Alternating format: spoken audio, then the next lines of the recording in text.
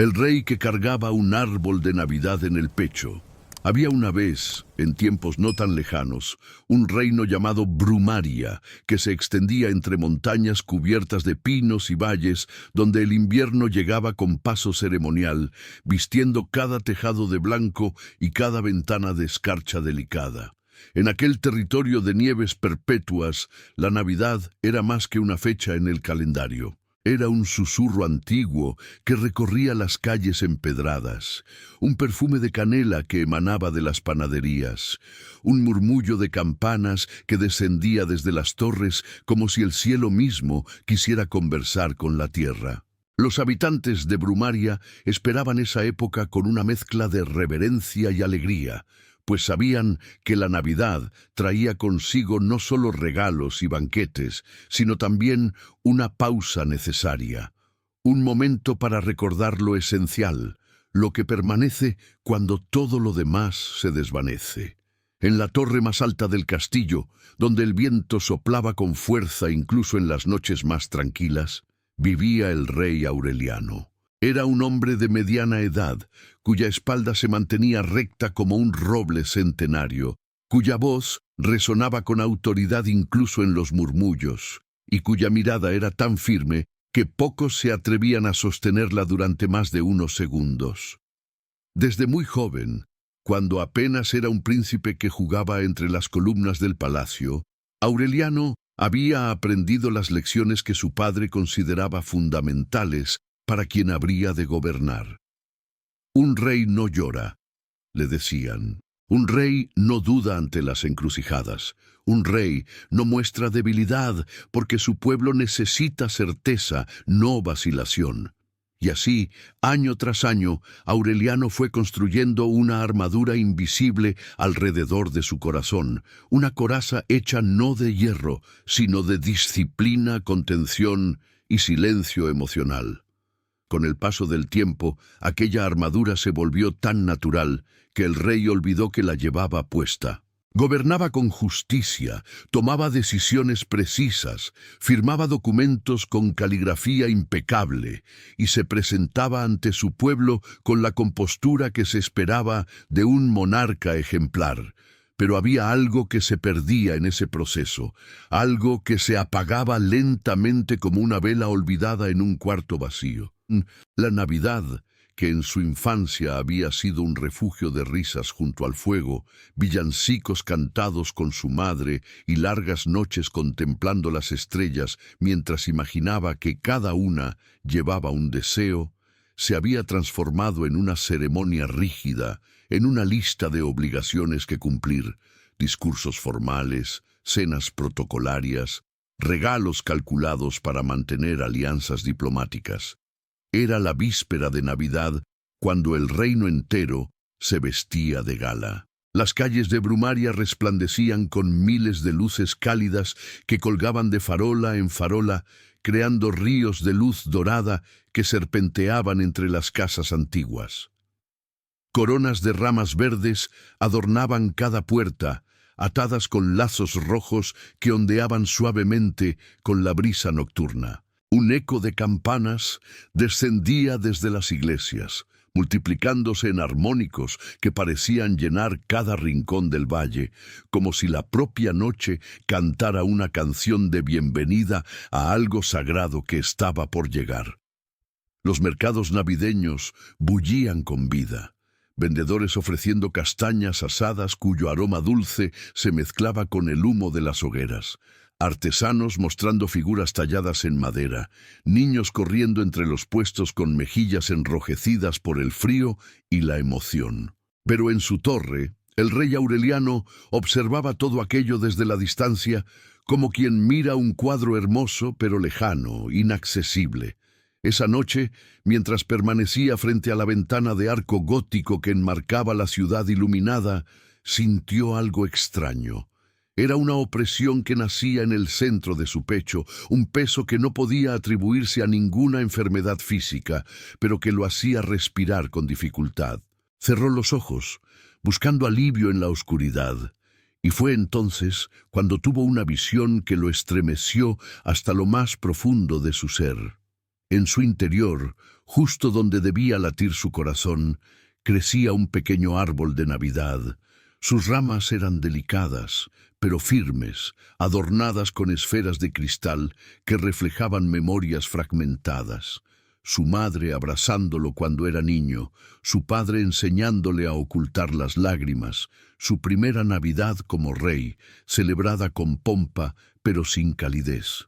Algunas luces en el árbol parpadeaban débilmente, otras estaban completamente apagadas, y en su cima, donde debía brillar una estrella guía, solo había un resplandor mortecino, casi extinto.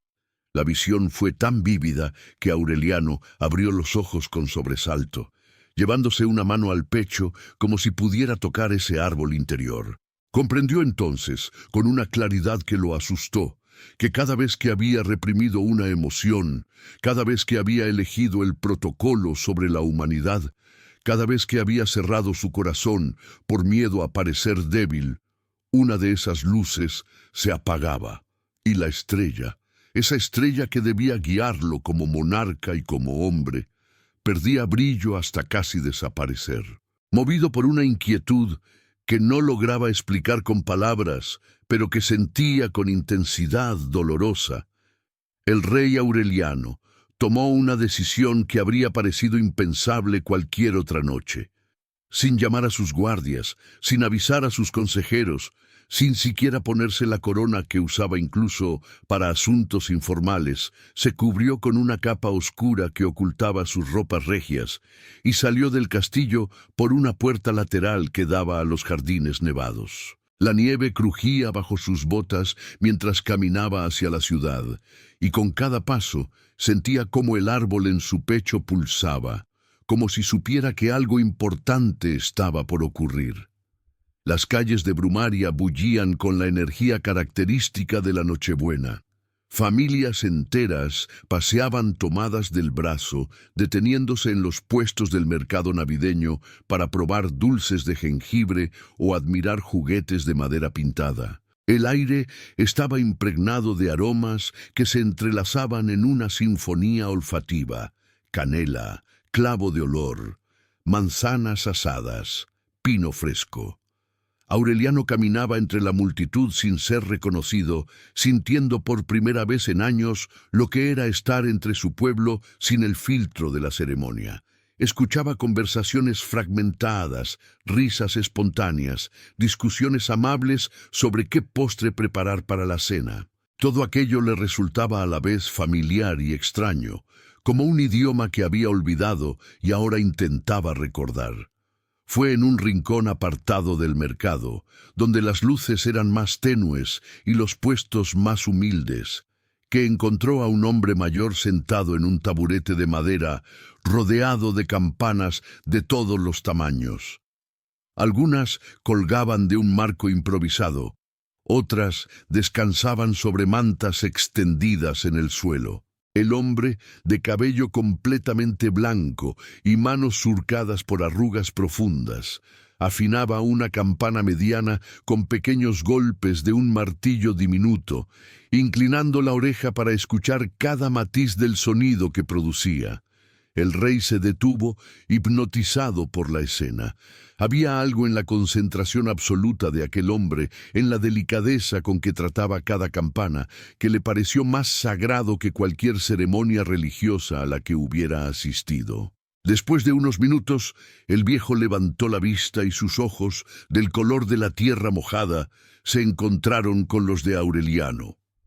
«Buenas noches, caminante», dijo el hombre con voz suave pero clara, como el tañido de una campana perfectamente afinada.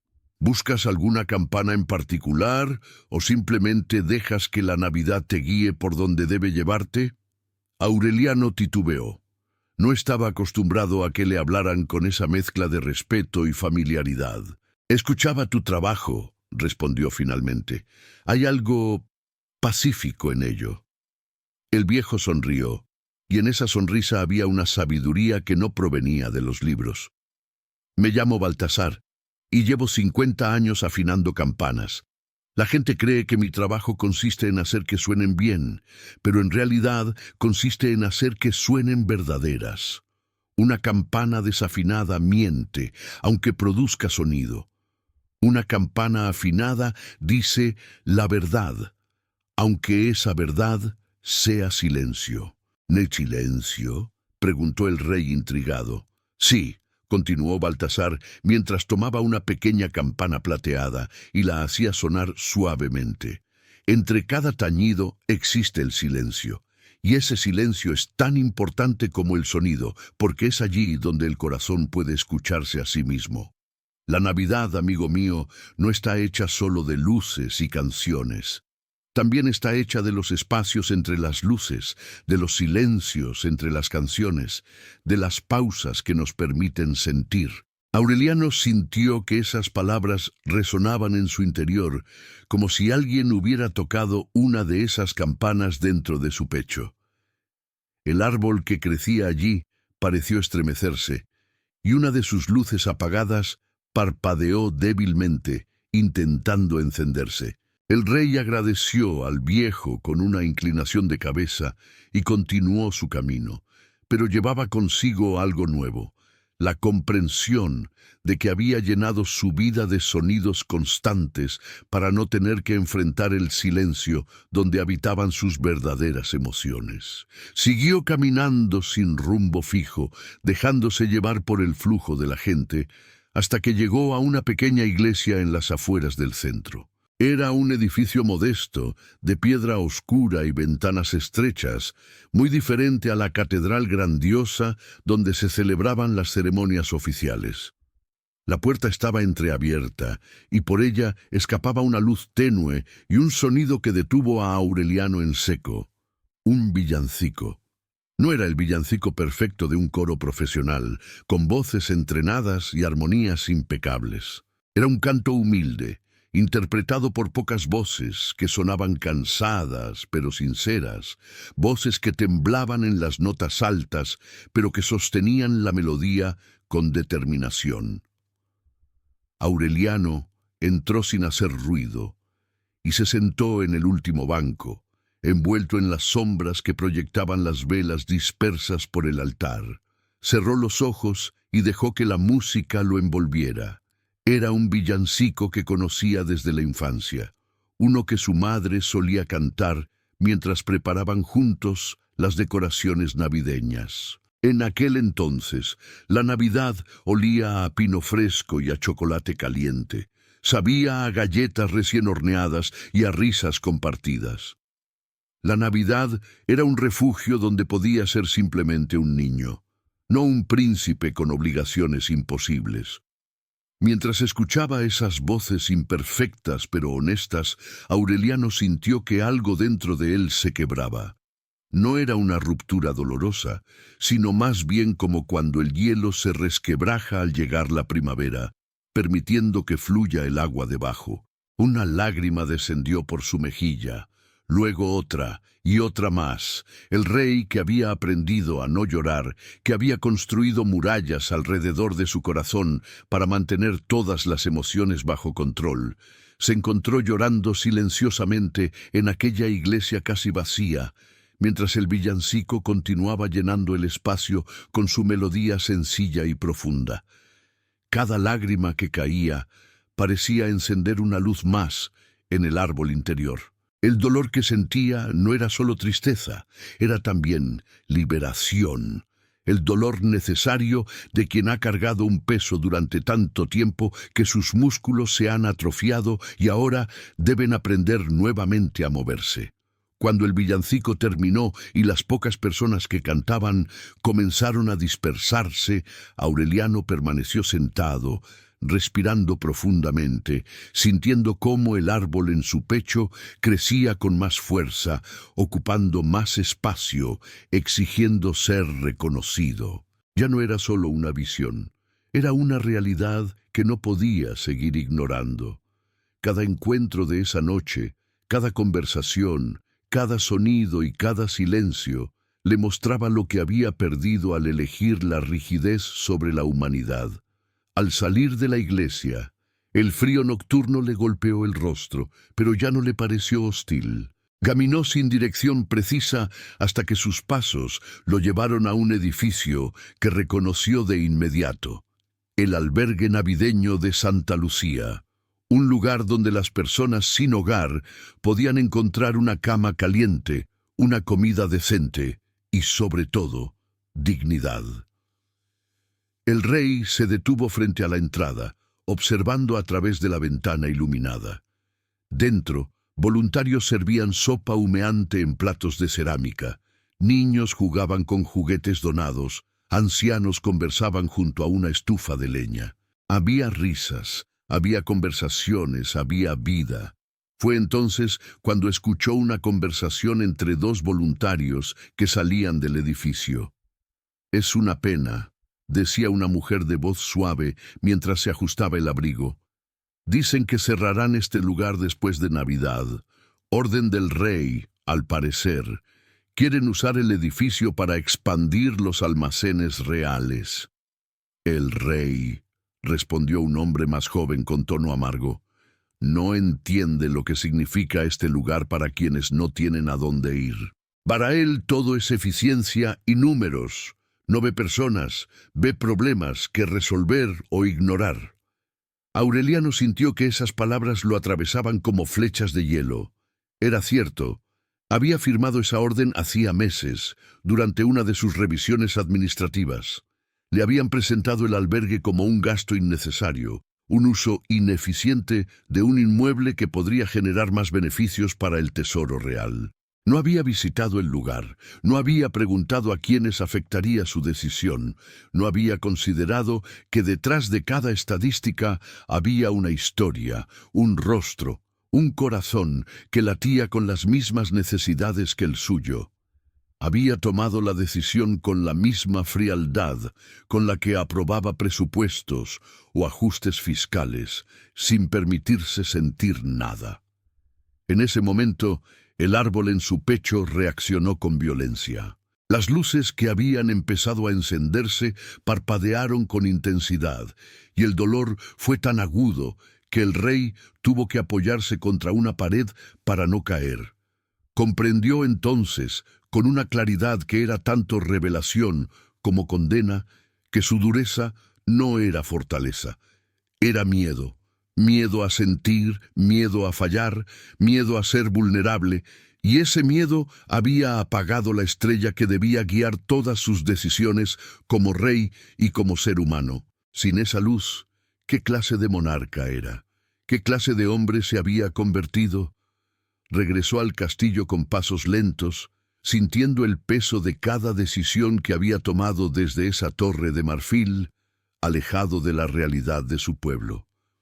Al entrar en su habitación, se dejó caer en un sillón junto a la chimenea apagada y permaneció allí hasta el amanecer, contemplando el árbol interior que ahora veía con total claridad.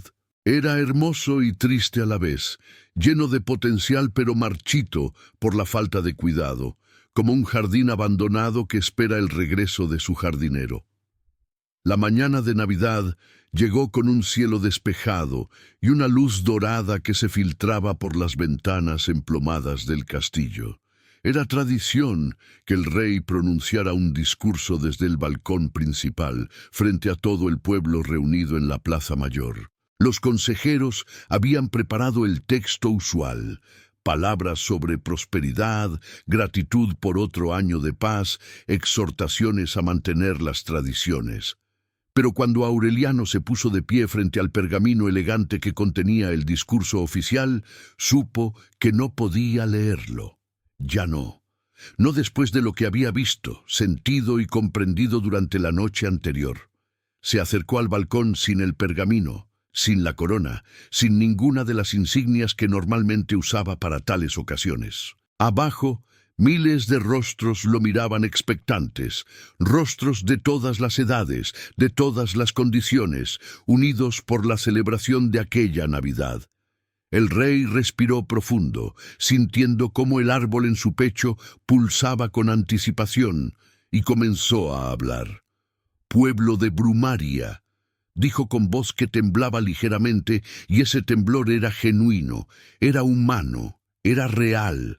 Hoy no vengo ante vosotros como vuestro rey, sino como un hombre que ha estado perdido y que gracias a esta noche sagrada ha empezado a encontrar el camino de regreso a sí mismo.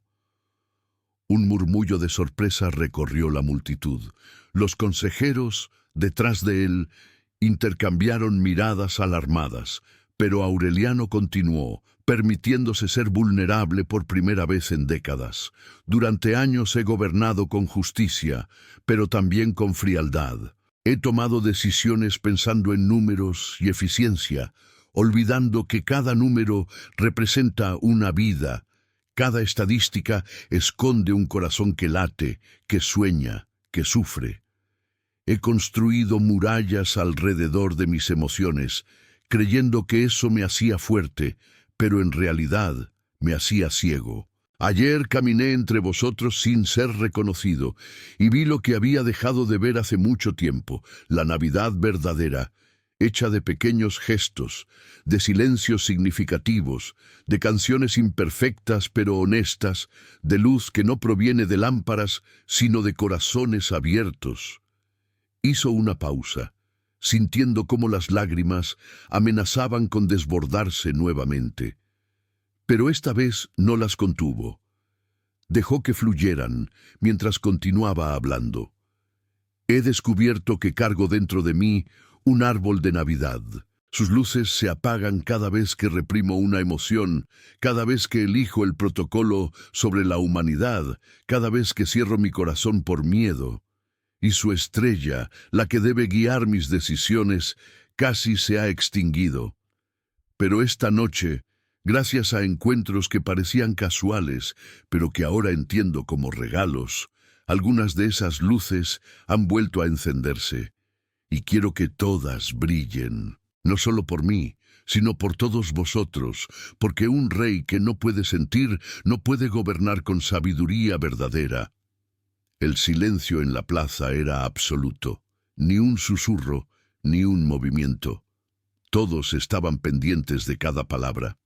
Por eso, hoy anuncio que el albergue de Santa Lucía no será cerrado. Será restaurado y ampliado, porque comprendo ahora que un reino próspero no se mide solo por sus arcas llenas, sino por cuántos de sus habitantes pueden dormir con dignidad bajo un techo seguro. Y esto es solo el comienzo. Quiero aprender a gobernar no solo con la cabeza, sino también con el corazón. No prometo ser perfecto, prometo ser presente. No prometo no equivocarme, prometo escuchar cuando lo haga. La Navidad me ha enseñado que la luz más duradera no es la que nunca se apaga, sino la que sabemos volver a encender cada vez que la oscuridad amenaza. Al terminar de hablar, el árbol interior de Aureliano se iluminó por completo. Cada luz brillaba con intensidad renovada. Cada esfera reflejaba no memorias dolorosas, sino posibilidades esperanzadoras. Y la estrella en su cima resplandeció con una luz dorada, serena y constante. El dolor en su pecho desapareció, reemplazado por una calidez que se expandía hacia todo su cuerpo, como si acabara de despertar de un sueño largo y frío para encontrarse junto a una chimenea encendida. La multitud permaneció en silencio por unos segundos más, procesando lo que acababan de presenciar. Luego comenzó a surgir un aplauso. No era el aplauso educado de las ceremonias formales, sino algo más profundo, más humano. Era el reconocimiento de que su rey había dejado de ser una figura lejana para convertirse en alguien con quien podían identificarse, alguien que también luchaba, que también dudaba, que también necesitaba encontrar su luz. Desde ese día, el reinado de Aureliano cambió de manera profunda pero silenciosa. No se convirtió en un gobernante perfecto, ni dejó de cometer errores, pero ahora tomaba decisiones consultando no solo documentos, sino también su corazón. Visitaba los mercados sin escolta, escuchaba las preocupaciones de su pueblo sin filtros de protocolo y se permitía sentir las emociones que antes reprimía con disciplina férrea. Aprendió que la Navidad no era solo una fecha en el calendario, sino un estado del alma que podía cultivarse durante todo el año. La disposición a dar luz incluso cuando uno mismo se siente en penumbra, la capacidad de ver en cada persona no un súbdito, sino un compañero de viaje en esta existencia compartida. Los años pasaron, y la historia del rey que descubrió el árbol de Navidad en su pecho se convirtió en una leyenda que se contaba cada víspera navideña, especialmente a los niños antes de dormir.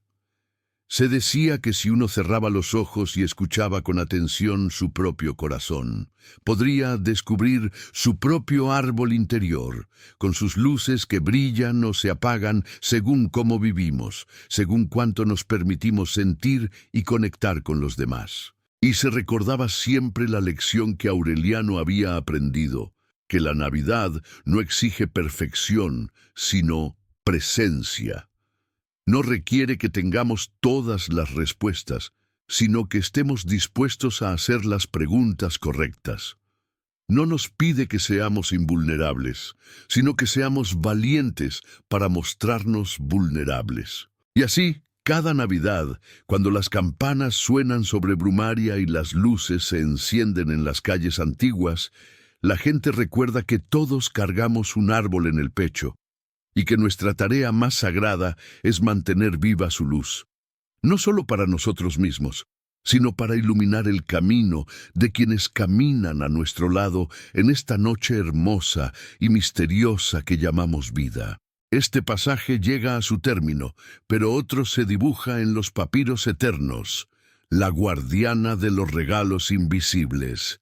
Había una vez, en tiempos no tan lejanos, pero envueltos en la bruma de lo olvidado, un pequeño pueblo llamado Niebla Clara, que despertaba cada mañana entre montañas suaves y cielos de plata. Era la víspera de Navidad, y el aire invernal traía consigo una brisa delicada que acariciaba los tejados cubiertos de escarcha, mientras las calles empedradas brillaban bajo la luz tenue de faroles antiguos.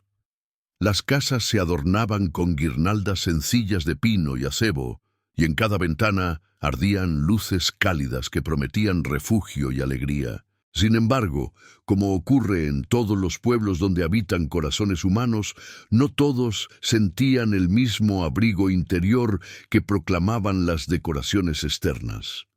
En una vivienda discreta, construida con piedra antigua y madera oscurecida por los años, junto al camino que serpenteaba hacia el bosque de abetos, vivía Leonor, una mujer de mediana edad cuyo rostro llevaba las marcas serenas de quien ha aprendido a observar más que a hablar, a escuchar más que a reclamar. Sus manos, curtidas por el trabajo silencioso y constante, se movían con una gracia pausada que parecía susurrar secretos antiguos. El cabello, recogido en un moño simple, mostraba hebras plateadas que atrapaban la luz como hilos de luna. Sus ojos, color avellana profundo, guardaban una sabiduría tranquila que muchos habían visto, pero pocos habían comprendido verdaderamente. Leonor era conocida en Niebla Clara como aquella mujer que siempre estaba presente sin nunca imponerse, que ofrecía ayuda sin esperar gratitud, que caminaba por las calles con pasos suaves que apenas perturbaban el silencio invernal. Desde hacía años, desde que su esposo había partido hacia las tierras lejanas de la memoria y sus hijos habían construido vidas en ciudades bulliciosas, Leonor no esperaba regalos envueltos en papel brillante ni visitas ruidosas en Navidad. Había aprendido, con la paciencia de quien cultiva jardines internos, a ofrecer sin pedir, a escuchar sin exigir ser escuchada, a cuidar sin necesitar ser vista ni reconocida. Mientras el pueblo se preparaba para las celebraciones con risas estridentes, mesas abundantes cargadas de manjares dorados y encuentros que parecían competir en alegría superficial, Leonor sentía crecer dentro de sí una inquietud que no lograba nombrar. El espíritu navideño se había vuelto en los últimos años algo ruidoso y apresurado, como si el verdadero significado de aquellos días se hubiera perdido entre luces intermitentes y envoltorios desechables.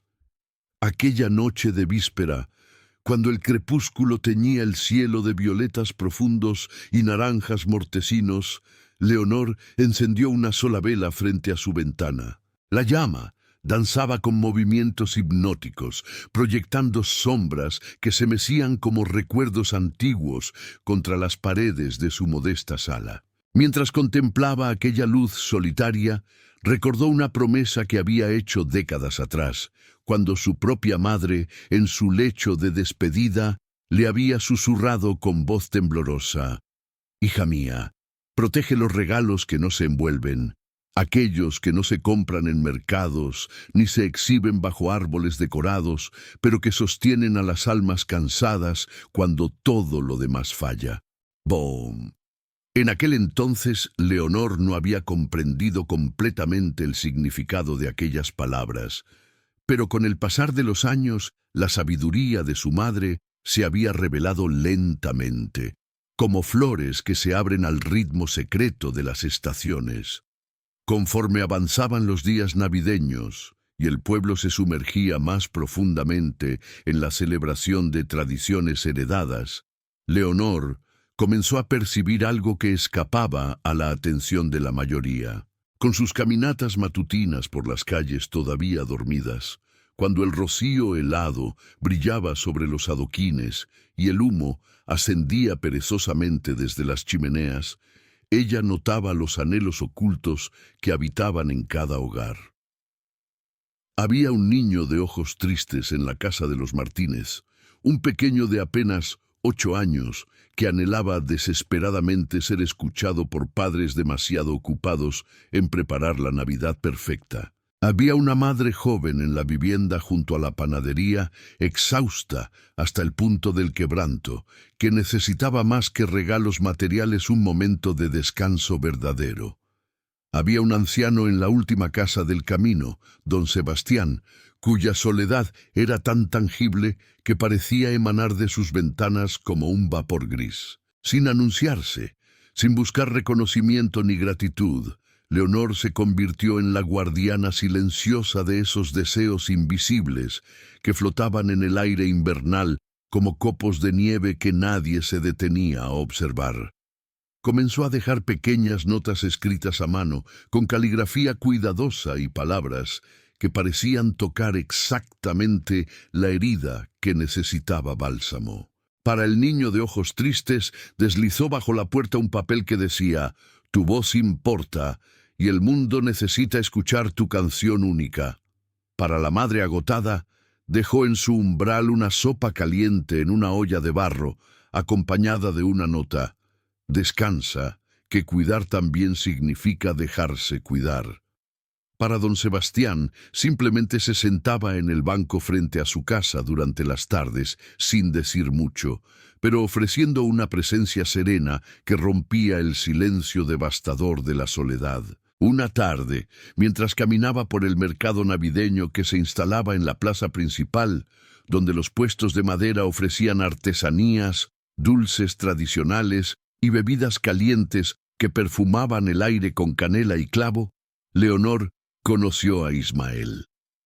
Era un hombre de edad similar a la suya, de barba entrecana y manos grandes que sostenían una taza de chocolate humeante como si fuera un tesoro frágil. Sus ojos, de un gris invernal, guardaban una tristeza familiar, la marca inconfundible de quien había perdido algo esencial en el camino de la vida.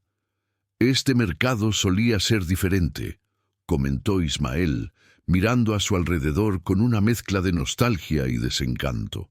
Antes, la Navidad significaba algo más que comprar y vender.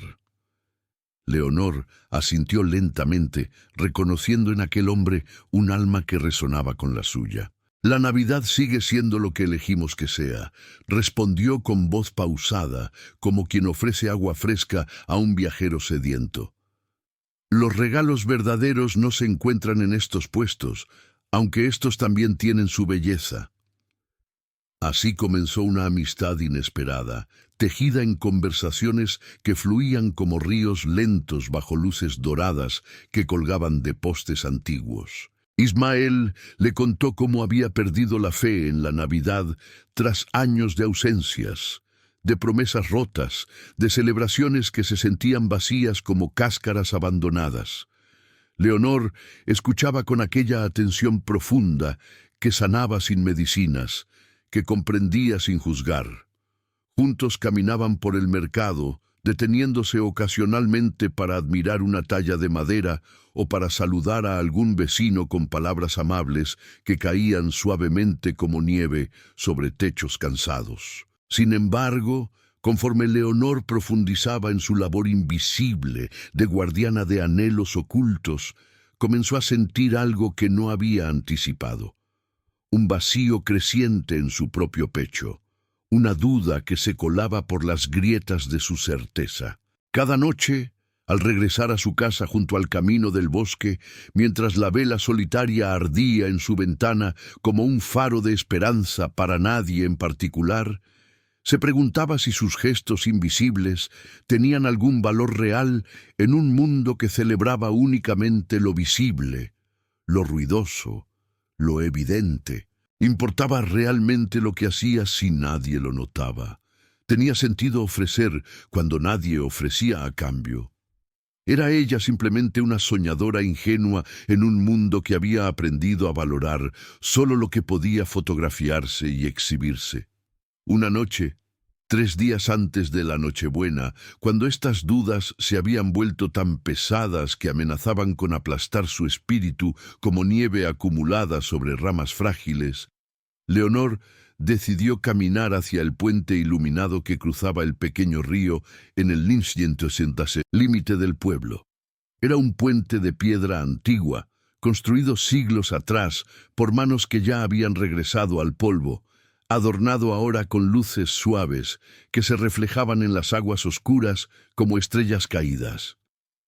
El aire nocturno era frío, cortante, y su aliento formaba nubes blancas que desaparecían rápidamente en la oscuridad. Se detuvo en el centro del puente, apoyando las manos sobre la barandilla helada, contemplando el agua que fluía incansable bajo sus pies. En aquel momento de silencio absoluto, donde solo se escuchaba el murmullo líquido del río y el susurro distante del viento entre los abetos, Leonor enfrentó la decisión más importante de su vida. Seguir ofreciendo amor invisible sin reconocimiento alguno, o retirarse definitivamente al silencio cómodo de la autoprotección, de vivir únicamente para sí misma, de dejar que el mundo continuara sin sus cuidados imperceptibles. Fue entonces cuando escuchó pasos sobre el puente. Era Ismael, quien la había visto salir de su casa y la había seguido, preocupado por aquella mujer que le había devuelto, sin saberlo, un pedazo de fe que creía perdido para siempre. «¿Estás bien, Leonor?», preguntó con voz suave, acercándose lentamente como quien se aproxima a un pájaro asustado.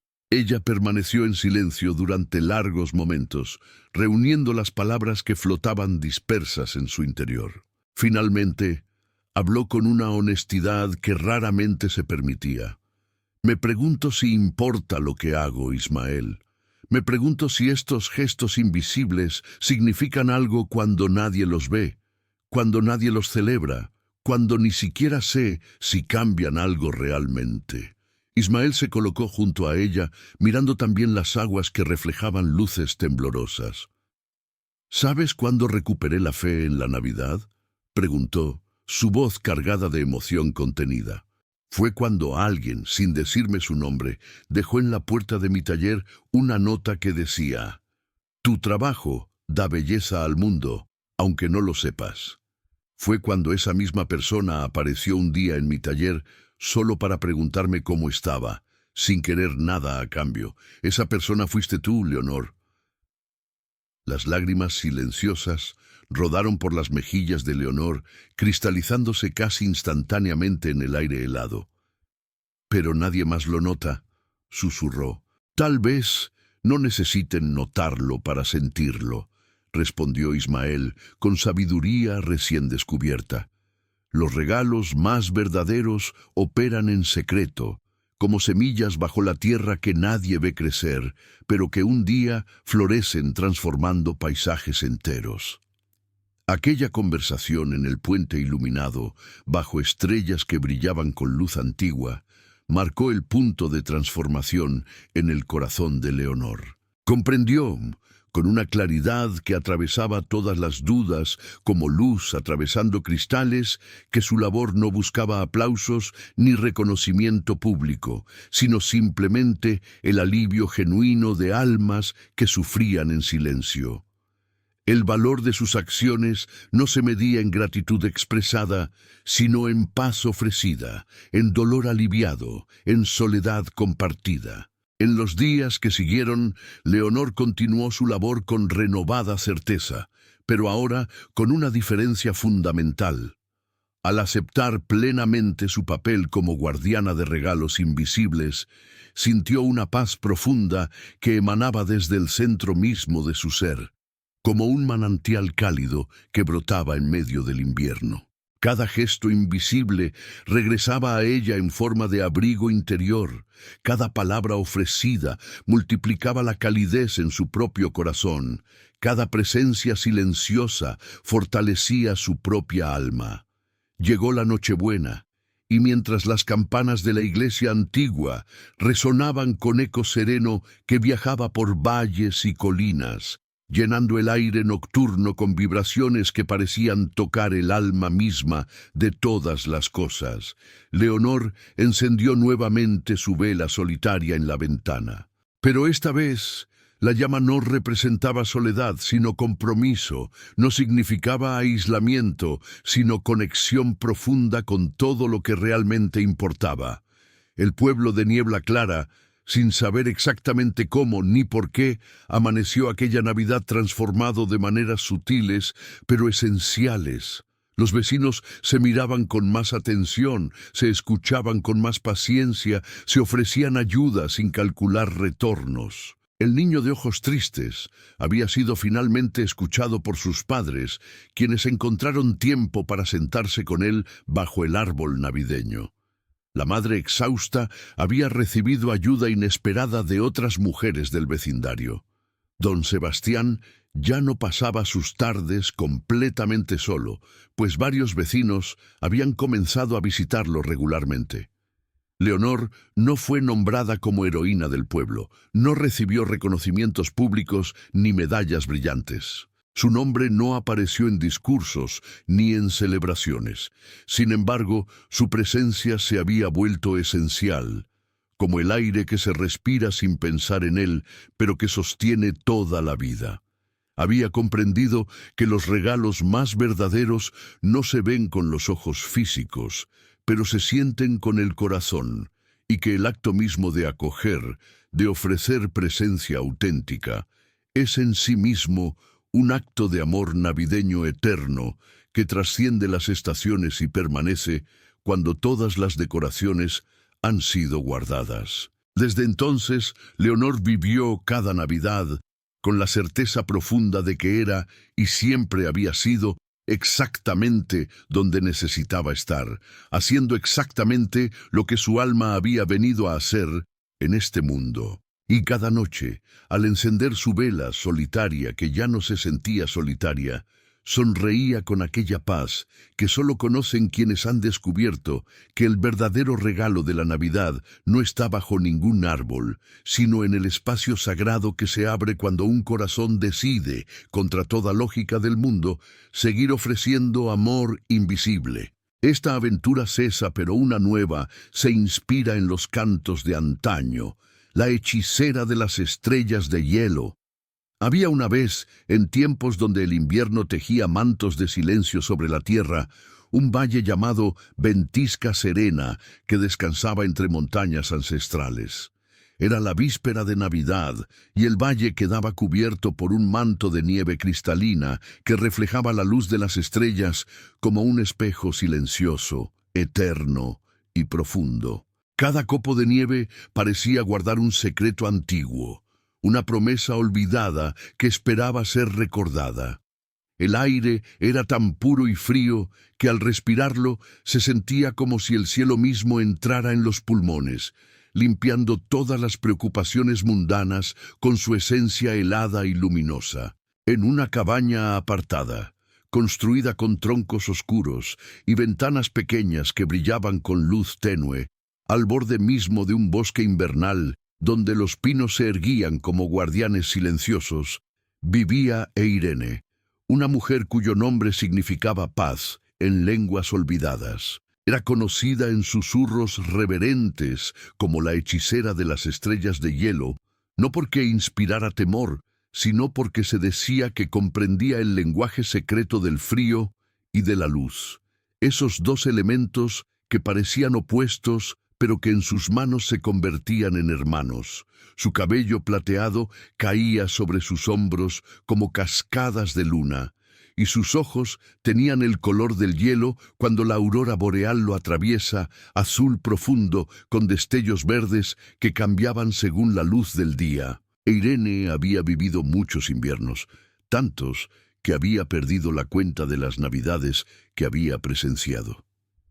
Cada año, cuando llegaba la época de celebración, ella observaba desde su ventana cómo las personas del valle se apresuraban, corrían, se agotaban, intentando crear una felicidad que parecía escaparse entre sus dedos como arena fina.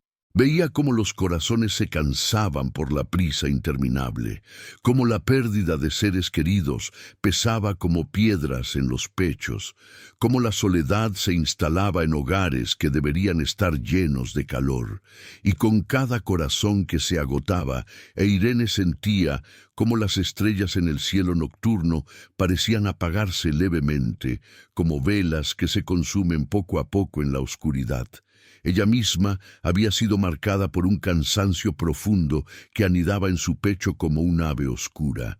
Durante años había ofrecido consuelo a quienes llegaban a su puerta buscando remedios, palabras sabias o simplemente una presencia que no juzgara. Les daba todo lo que tenía. Sus manos curaban, sus palabras aliviaban, su mirada comprendía. Pero en todo ese tiempo, Eirene nunca había permitido que alguien la consolara a ella, nunca había bajado la guardia lo suficiente como para recibir el calor que tanto necesitaba su propio corazón congelado. Aquella noche, la víspera de Navidad más fría que recordaba, Eirene salió de su cabaña envuelta en un manto de pieles suaves. La nieve crujía bajo sus pies con un sonido que parecía música antigua, y el aire cortaba su rostro con delicadeza, mientras caminaba hacia el claro donde solía observar el cielo. Al levantar la vista hacia la bóveda celeste, notó algo que hizo que su corazón se detuviera por un instante. Una estrella en particular, la más brillante del norte, titilaba débilmente, como si estuviera a punto de extinguirse para siempre. En ese momento de claridad dolorosa, Eirene comprendió que algo esencial estaba en peligro. No era solo esa estrella la que se apagaba, sino el brillo interior de las personas. Esa chispa divina que hace que los corazones latan con propósito y alegría. El frío no solo congelaba la tierra, estaba congelando las almas. Guiada por un impulso antiguo que parecía venir de lo más profundo de su ser, de ese lugar donde la sabiduría duerme esperando ser despertada, Eirene tomó una decisión. Comenzaría a recorrer el valle durante las noches navideñas, visitando cada hogar donde sintiera que un corazón necesitaba ser recordado de su propia luz. No iría a ofrecer milagros ruidosos ni transformaciones súbitas, sino algo más sutil y poderoso, la posibilidad de volver a creer. Durante los primeros días, Eirene caminaba por senderos cubiertos de nieve, bajo un cielo tachonado de estrellas que parecían observarla con curiosidad. En cada hogar que visitaba encontraba un corazón fatigado, un espíritu vencido por el peso invisible de la vida. En una granja alejada encontró a Rodrigo, un pastor que había perdido la esperanza después de que una tormenta se llevara la mitad de su rebaño. Estaba sentado junto al fuego, con la mirada perdida en las llamas, sin ver realmente nada.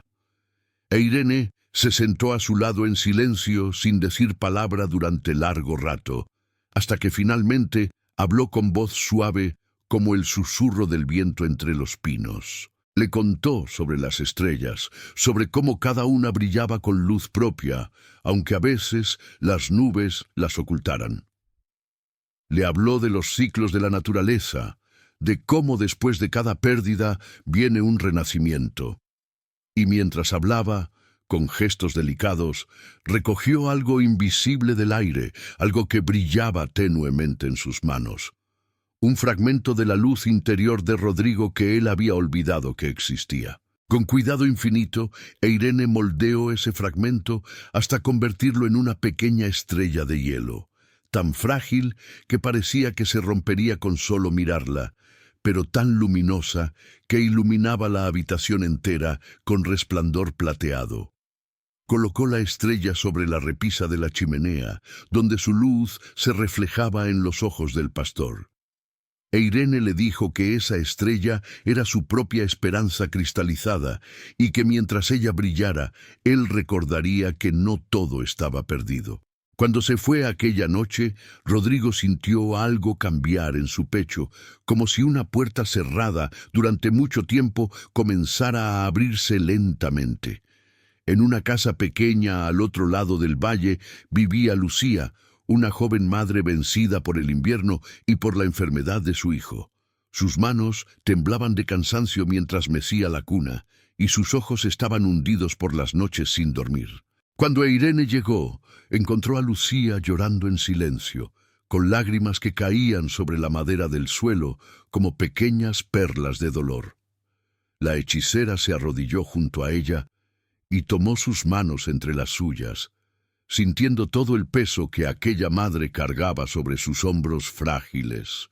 No ofreció palabras vacías de consuelo ni promesas imposibles. En cambio, respiró junto a Lucía, lenta y pausadamente, hasta que sus respiraciones se sincronizaron como dos olas que siguen el mismo ritmo. Y en ese momento de conexión profunda, Irene vio brillar en el corazón de Lucía un amor tan intenso, tan puro, que amenazaba con consumirla. Recogió ese amor, ese brillo dorado y cálido, y lo transformó en una estrella de hielo que pulsaba con luz tibia. La colocó en la ventana de la habitación del niño, y su resplandor llenó el espacio con una sensación de paz que ninguna medicina podría ofrecer. En la casa más antigua del valle vivía don Esteban, un anciano que hablaba solo con las sombras porque todos sus amigos y su familia habían partido ya hacia otros mundos. Pasaba los días sentado en su mecedora, mirando fotografías amarillentas y conversando con recuerdos que respondían con el silencio. Cuando Irene entró en su hogar, el anciano ni siquiera levantó la vista al principio. Tan acostumbrado estaba a la soledad que había olvidado cómo se sentía la compañía verdadera. E Irene se sentó en el suelo junto a su mecedora y comenzó a escuchar las historias que don Esteban contaba a sus sombras. Historias de juventud, de amores perdidos, de batallas ganadas y perdidas, de momentos de alegría tan intensa que parecían imposibles ahora en la oscuridad del presente. Y mientras escuchaba con atención genuina, Irene vio cómo en cada palabra del anciano brillaba un pequeño destello, fragmentos de vida que aún pulsaban con fuerza a pesar de los años. Recogió esos destellos con ternura infinita y los tejió juntos hasta formar una estrella de hielo que contenía todas las memorias hermosas de don Esteban. Una estrella que brillaba no con luz nueva, sino con el resplandor acumulado de toda una vida bien vivida. La colocó sobre la mesa donde descansaban las fotografías, y su luz hizo que los rostros en las imágenes parecieran sonreír de nuevo. El anciano extendió su mano temblorosa para tocar la estrella, y sus ojos se llenaron de lágrimas, pero esta vez No eran lágrimas de soledad, sino de gratitud por haber sido visto, por haber sido escuchado verdaderamente. Así continuó Irene durante varias noches, visitando hogares, recogiendo fragmentos de luz interior que las personas habían olvidado que poseían, transformándolos en estrellas de hielo que brillaban con recordatorios silenciosos de esperanza, amor y propósito. Cada estrella era única, moldeada según el corazón del que provenía, y cada una brillaba con su propia tonalidad especial de luz. Pero en una aldea decorada con guirnaldas plateadas que colgaban de los tejados y ventanas, Irene encontró su mayor desafío. Allí vivía Mateo, un hombre de mediana edad, cuyo rostro reflejaba un escepticismo profundo que había ido creciendo con los años como hielo que se acumula capa sobre capa. Había sido herido tantas veces por la vida que había construido murallas alrededor de su corazón, muros tan altos y gruesos que ya no entraba ni salía nada. No creía en la magia de la Navidad, no creía en la bondad de las personas, no creía en nada que no pudiera ver, tocar y comprobar con sus propias manos. Cuando Irene llegó a su puerta, Mateo la recibió con una sonrisa cínica que no llegaba a sus ojos. Le ofreció entrar más por cortesía que por deseo genuino, y se sentó frente a ella con los brazos cruzados, como un juez que espera ser impresionado, sabiendo que eso no sucederá. Irene intentó hablar con él como había hecho con los demás.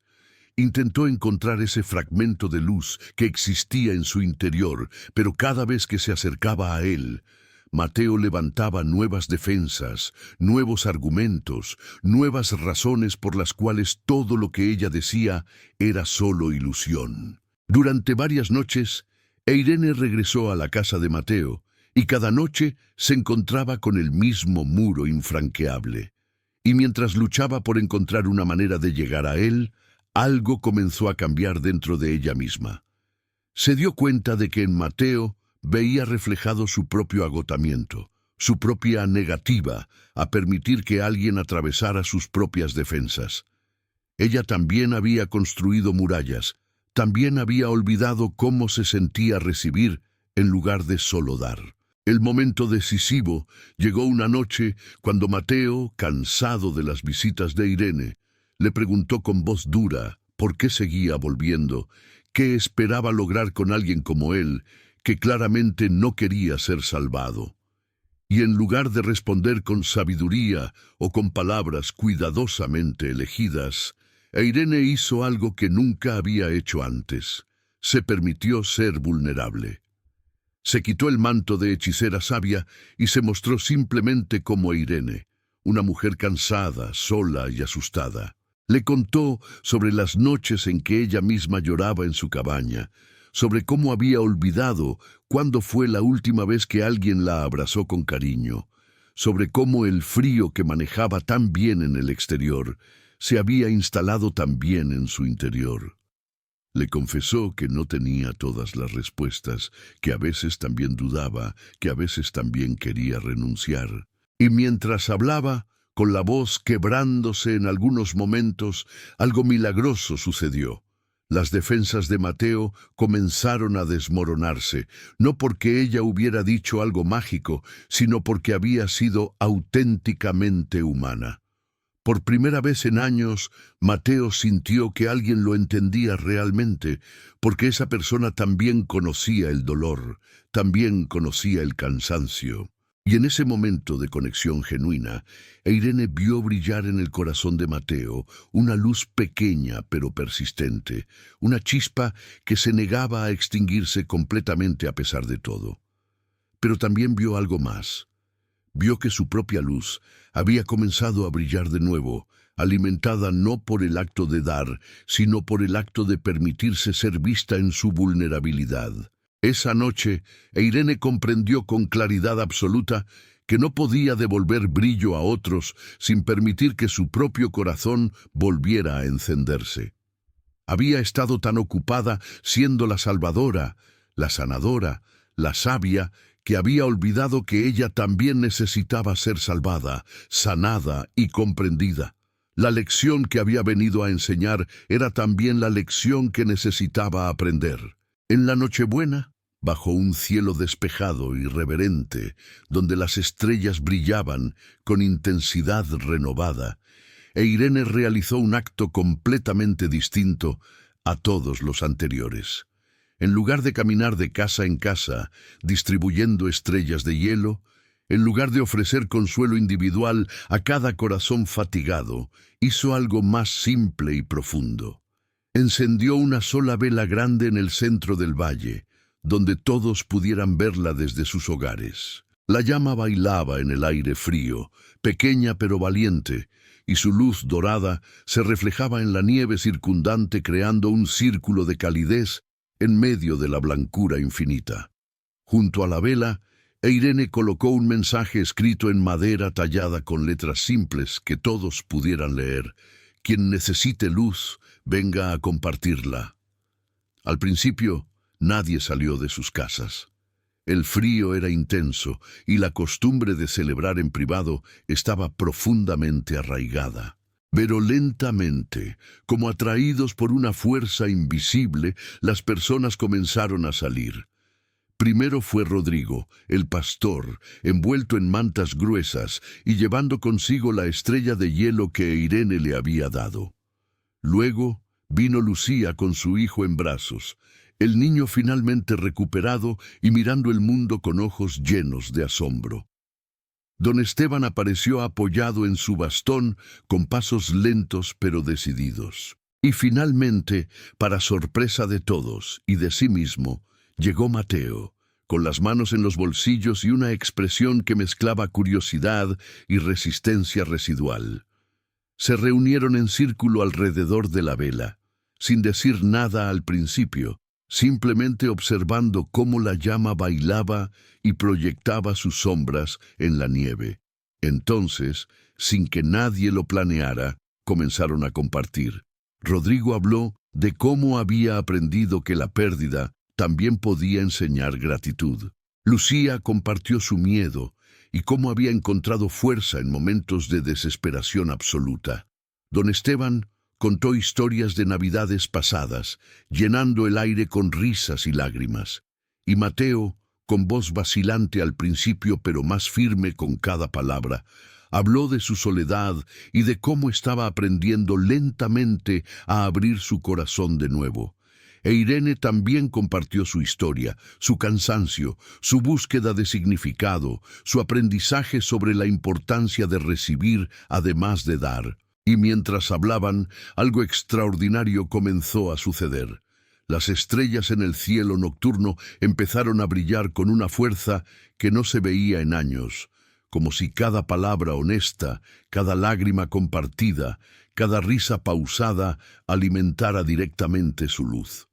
El cielo entero parecía responder a la reunión en el valle, como si el universo mismo celebrara esa conexión humana genuina. Las pequeñas estrellas de hielo que Irene había distribuido por el valle comenzaron a disolverse lentamente, no porque se derritieran, sino porque su propósito había sido cumplido.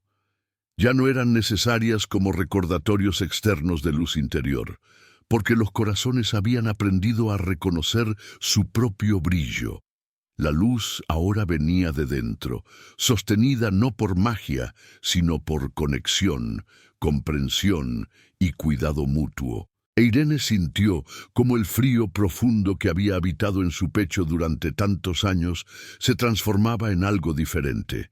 Una luz serena que no quemaba ni congelaba, sino que simplemente existía, constante y cálida. Era la luz de saber que no estaba sola, de comprender que la vulnerabilidad no era debilidad sino valentía, de aceptar que todos necesitamos y merecemos ser cuidados. La reunión continuó hasta el amanecer, con personas llegando y partiendo según sus necesidades, pero la vela en el centro nunca se apagó, alimentada no por cera, sino por algo mucho más poderoso: la voluntad colectiva de mantener viva la conexión. Cuando los primeros rayos del sol de Navidad tocaron el valle, pintando la nieve de tonos rosados y dorados, todos regresaron a sus hogares transformados. No había habido milagros espectaculares ni cambios dramáticos, solo el cambio sutil pero profundo que ocurre cuando las personas permiten que sus corazones sean vistos y tocados por otros. Desde entonces, en el valle de Ventisca Serena, la tradición cambió.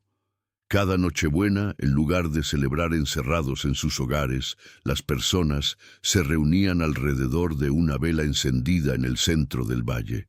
Compartían historias, se abrazaban, lloraban y reían juntos. Las estrellas de hielo ya no eran necesarias porque habían aprendido algo fundamental. El verdadero brillo navideño no se impone desde fuera, no se regala ni se manufactura, sino que se despierta cuando las personas eligen estar presentes unas para otras con honestidad, compasión y calor humano genuino. Irene permaneció en su cabaña al borde del bosque invernal, pero ya no como una hechicera solitaria, sino como una guardiana del equilibrio, un recordatorio viviente de que todos necesitamos luz y que todos podemos ser luz para otros. Los corazones del valle habían aprendido a cuidarse unos a otros, a no permitir que nadie se congelara en su soledad, a mantener vivas las llamas interiores mediante el cuidado mutuo y la presencia constante. Y cada vez que alguien nuevo llegaba al valle, agotado por la vida y con el corazón cansado, las personas recordaban la lección de aquella Nochebuena especial.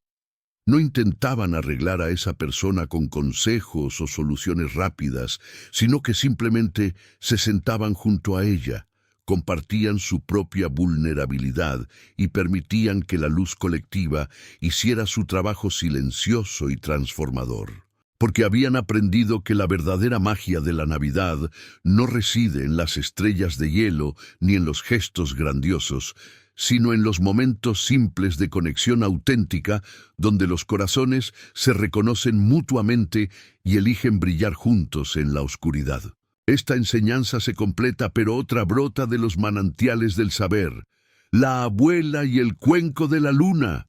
Había una vez, en un rincón olvidado del mapa, una aldea de techos bajos y faroles tenues, donde las noches caían despacio como una manta tibia, y el cielo se desplegaba en su máximo esplendor, sin ser interrumpido por luces humanas. En ese lugar, donde el tiempo parecía caminar con sandalias de fieltro, vivía doña Aurelia, una abuela de pasos diminutos y alma grande que arrastraba su sombra con la misma lentitud con que la luna cruzaba el firmamento. Su casa, construida con barro cocido al sol y adornada con enredaderas tímidas, se hallaba al final de un sendero de piedras redondas, justo donde empezaba el silencio. Allí, entre aromas de lavanda seca y menta recién cortada, se alzaba un jardín secreto, sembrado no solo de hierbas, sino de misterios suaves que solo florecían cuando nadie hablaba. En ese rincón aromático y sereno, Aurelia guardaba un objeto singular, un cuenco de barro antiguo, de borde desgastado, que todas las noches llenaba con el agua que capturaba el reflejo plateado de la luna. La gente de la aldea no comprendía ese gesto. Algunos pensaban que era una costumbre de otros tiempos, otros que la anciana andaba perdiendo la razón. Pero su nieto Mateo, un joven inquieto, de ojos vivos y palabras rápidas, lo consideraba una rareza intrigante. Para él, los días eran como carreras invisibles que debía ganar, aunque nadie compitiera. Siempre corría, siempre quería llegar antes, ser el primero, saber más, tener más, sentir más. Mateo miraba a su abuela con cariño, pero también con una mezcla de impaciencia y desconcierto. ¿Qué sentido tenía sentarse horas mirando el cielo, esperando que un reflejo cayera dentro de un cuenco? ¿Qué podía enseñar una anciana que hablaba tan despacio que uno olvidaba el principio de la frase antes de que ella llegara al final? ¿Qué escondía ese silencio que ella cultivaba como si fuera una flor delicada? Una noche templada, en la que el aire olía a jazmín y a pan tostado. Mateo se acercó al jardín. Sus pasos, normalmente firmes, se volvieron inciertos al tocar la hierba humedecida por el rocío. La vio allí, sentada sobre un banquito de madera con el cuenco en las manos. No hacía nada, o al menos eso parecía. Solo observaba la luna, y sonreía como si estuviera escuchando una canción secreta. «Abuela», dijo Mateo, rompiendo la quietud, como quien deja caer una piedra en un estanque. «¿Por qué haces esto cada noche? ¿Para qué sirve llenar un cuenco con agua si luego se evapora?» Doña Aurelia giró el rostro con suavidad, como si supiera desde antes que él vendría. Sus ojos, rodeados de pliegues como mapas antiguos, brillaban con ternura. «No recojo agua, hijo. Recojo paciencia». Mateo frunció el ceño. Sus pensamientos, entrenados en la lógica veloz de los días apurados, no entendieron. «Paciencia, pero eso no se puede tocar». «Por eso la guardo en el cuenco», respondió Aurelia con voz baja, «para recordarme que existe, aunque no se vea». Hubo un silencio largo. El viento movió las hojas del limonero con un susurro casi maternal. Mateo se sentó, sin saber por qué, a su lado. Por primera vez, no tenía prisa por irse. «¿Me puedes enseñar?», preguntó, no con palabras ansiosas, sino con una voz nueva que le salió desde un lugar que no conocía. Aurelia asintió despacio. «Pero tendrás que venir cada noche y aprenderás sin preguntas, solo mirando, escuchando, sintiendo». Así comenzó el ritual compartido. Durante varias noches, Mateo acompañó a la abuela en su jardín. Al principio, su cuerpo le pedía moverse, hablar, sacar conclusiones, pero Aurelia lo detenía con un gesto sereno, una mano que no ordenaba, sino que invitaba al sosiego. Cada noche, el cuenco esperaba vacío. Y cada noche la luna lo visitaba, dejando en su superficie un reflejo palpitante que parecía respirar con el viento. Mateo miraba. Al principio solo miraba. Luego, sin darse cuenta, comenzó a respirar más lento, a notar los sonidos, el croar de una rana distante, el chasquido de un insecto, el murmullo del lago cercano. El tiempo ya no corría, flotaba. Una tarde, en el mercado de la aldea, Mateo se distrajo. Apurado como antes, olvidó un encargo y tropezó con una anciana, derramando frutas por el suelo. Las palabras le salieron atropelladas, la disculpa torpe. Aquella noche, frente al cuenco, recordó el apuro. Y por primera vez sintió la incomodidad de la prisa. «Hoy tuve un mal día», murmuró. «Me sentí igual que antes, como si no sirviera lo que estamos haciendo». Doña Aurelia lo miró con dulzura. «Cada gota necesita su tiempo para caer.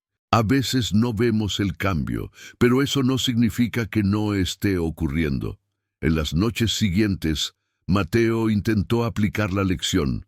Caminaba más despacio, incluso cuando su mente le gritaba que se apurara. Prestaba atención a los rostros de los demás. Descubría cosas pequeñas que antes pasaban desapercibidas. La sonrisa escondida de un vecino, el temblor de una hoja al caer. Un día conoció a don Eusebio, un anciano que viajaba de pueblo en pueblo, vendiendo cuentos por monedas. Hablaba poco, pero con frases que se quedaban flotando en el aire, como incienso. «La peor pérdida no es la del tiempo», le dijo una tarde. «Es la de las cosas que uno se pierde por querer que todo pase antes». Mateo lo escuchó con respeto, y aquella frase se le quedó enredada en el corazón, pero la prueba más difícil llegó sin aviso. Una noche, el cielo amaneció cubierto de nubes densas, grises como promesas olvidadas. La luna no se veía. Mateo, con el cuenco en la mano, miró el cielo con frustración. «No sirve de nada esta vez. No hay luna», dijo, con un tono que rozaba la rendición. Aurelia se acercó con lentitud y acarició el borde del cuenco. Llénalo igual, no con agua, con intención. Mateo se quedó inmóvil. Luego caminó hacia el pozo, sacó agua fresca y la vertió en el cuenco. No había reflejo, solo el sonido del agua tocando el barro, y sin embargo sintió algo. No sabía qué, pero lo sintió. La noche sin luna fue más reveladora que cualquier otra. Mateo no lo sabía aún, pero algo dentro de él había comenzado a asentarse, como el polvo que por fin encuentra el suelo. El cuenco lleno de agua, sin reflejo alguno, parecía aún así vibrar con una presencia silenciosa. Aurelia, sentada en su banquito de siempre, cerró los ojos. Mateo la imitó. El jardín entero respiraba con ellos. A partir de entonces, el ritual cambió. No porque se hicieran cosas diferentes, sino porque Mateo había cambiado su forma de estar. Ya no esperaba respuestas inmediatas, ya no preguntaba cuánto faltaba. Su cuerpo, antes inquieto como un arroyo, ahora se parecía más a un estanque profundo. El mundo seguía girando, la aldea seguía siendo la misma, pero algo en la mirada de Mateo comenzaba a contagiar calma. Cuando alguien se impacientaba en la fila del pan, él simplemente sonreía. Cuando los niños discutían por quién jugaba primero, él se sentaba a observar, sin necesidad de intervenir. Su forma de estar empezaba a hablar más que sus palabras. Un día, mientras ayudaba a Aurelia a regar las plantas del jardín, Mateo se detuvo frente al limonero. Tenía un fruto a medio formar, pequeño, verde, casi invisible. «¿Cuánto tarda en madurar?», preguntó en voz baja, como si no quisiera romper la quietud del momento. «Lo que necesite», respondió Aurelia sin mirar el árbol. «Pero si lo apuras, se amarga». Mateo asintió en silencio. Esa frase se le clavó en el pecho con la dulzura de una enseñanza que no buscaba convencer, sino acompañar. Esa misma tarde, don Eusebio volvió a pasar por la aldea. Se detuvo frente a la casa de barro y saludó con una inclinación respetuosa. «He oído que ahora tienes 2 jardineros de luna», dijo sonriendo. Mateo salió a su encuentro. Le ofreció una taza de infusión tibia hecha con manzanilla del jardín. El anciano aceptó y se sentaron en el umbral, mirando cómo las sombras comenzaban a alargarse. «¿Has notado cómo el agua cambia de sabor según cómo la bebes?», preguntó don Eusebio después de un sorbo. Mateo lo miró sin entender del todo.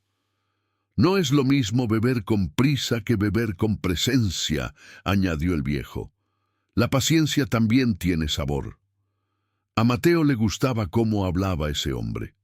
No por lo que decía, sino por cómo lo decía, como si cada palabra viniera caminando desde lejos. Las noches siguientes, el cuenco de barro se convirtió en algo más que un objeto.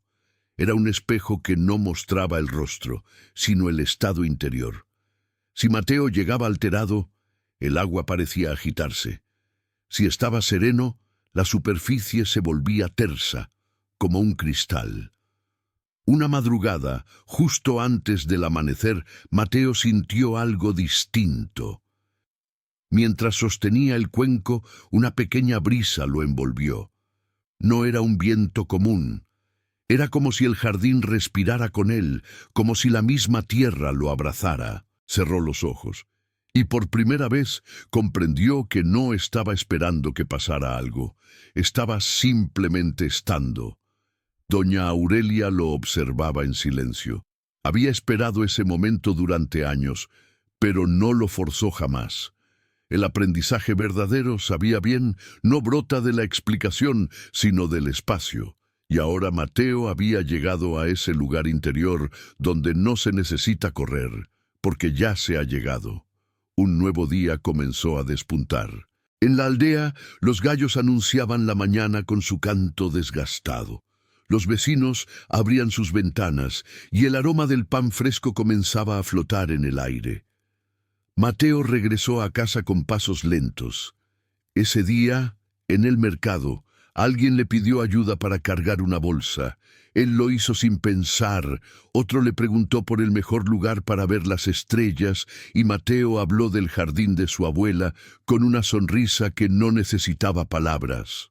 Esa tarde, mientras cortaba hierbas para las infusiones, encontró un tallo diferente. No lo reconocía. Tenía una flor pálida, casi translúcida. Fue a preguntarle a Aurelia, pero ella no estaba en su silla habitual. Caminó por el jardín, la buscó en la cocina, la llamó en voz baja. No respondió. Entonces la vio en el fondo del terreno, sentada frente al lago, con el cuenco vacío entre las manos. ¿Todo bien, abuela? Aurelia lo miró. Sus ojos seguían siendo claros, pero había en ellos una profundidad más honda que antes. «Hoy quiero que llenes tú el cuenco», dijo suavemente. «Sola, sin mí». Mateo se quedó quieto. El sol comenzaba a caer, tiñendo el cielo de tonos ámbar y cobre. El jardín entero parecía escuchar. «¿Por qué hoy?» «Porque ya sabes hacerlo». El joven asintió, con un nudo tibio en la garganta. Caminó hasta el jardín, preparó el espacio, colocó el cuenco sobre la piedra lisa, esperó la primera sombra de luna. No hubo palabras, solo el roce del viento, el perfume del jazmín, el crujir de una hoja seca bajo sus pies. Esa noche no hubo grandes revelaciones, no aparecieron luces mágicas ni voces del cielo. Pero el cuenco se llenó, y en su reflejo Mateo no vio la luna, ni su rostro, ni el jardín. Vio una pausa, una especie de espacio interior donde no había prisa, ni urgencia, ni necesidad de entenderlo todo. Y en esa pausa comprendió. Al día siguiente, los vecinos comenzaron a notar el cambio. Mateo ya no era solo el joven inquieto, era alguien a quien se le podía confiar una historia, un silencio, una espera.